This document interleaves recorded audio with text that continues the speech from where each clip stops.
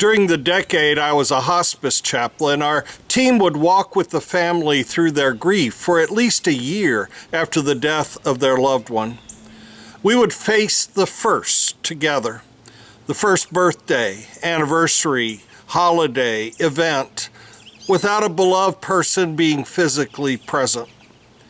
There are also those times when we are ambushed by grief, when a song or smell or memory overwhelms us without warning, regardless of the day of the year.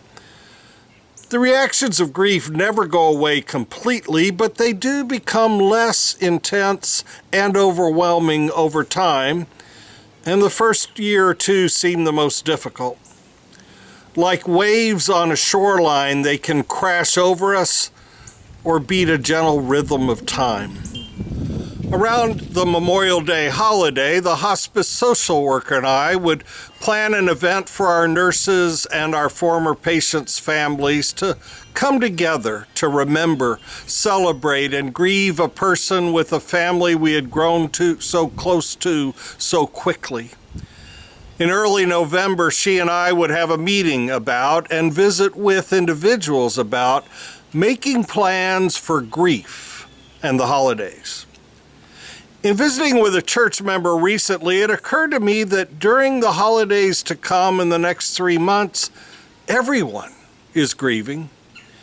We grieve the loss of loved ones, and we grieve the loss of our traditions in the midst of a growing pandemic.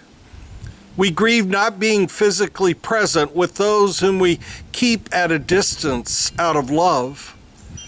Along with those who are grieving a death within the last year, maybe all of us need to make a grief plan for this year's holidays.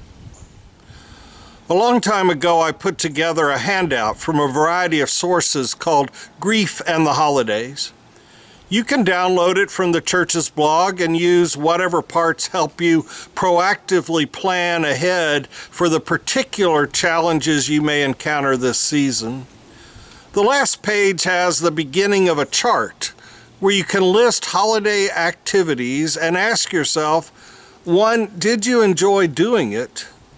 2, are you up to doing it again this year?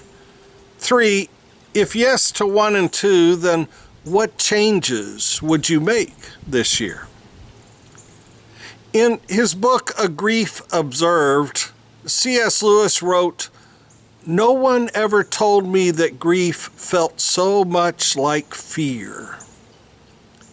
In Macbeth, William Shakespeare penned, "Give sorrow words. The grief that does not speak knits up the o'erwrought heart and bids it break." And the Apostle Paul invites us to grieve as people who have hope. With whom do you need to make plans for the upcoming holidays? What do you fear right now? What words do you need to speak and have heard by God or another person? How does hope affect your grief over the losses you are experiencing?